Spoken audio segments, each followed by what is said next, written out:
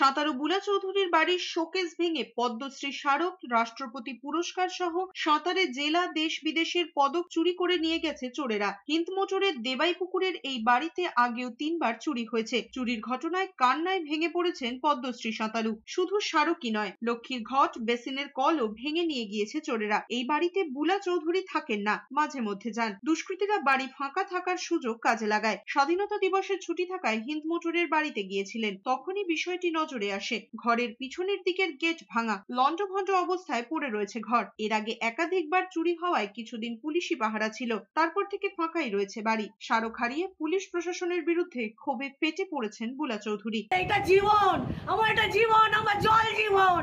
আমি সারা জীবন জলে থেকেছি এই মেডেলগুলোর জন্য। আজকে আমার দেখুন, একবার তাকিয়ে দিদি দেখুন, আমার মেডেলটা পুরো।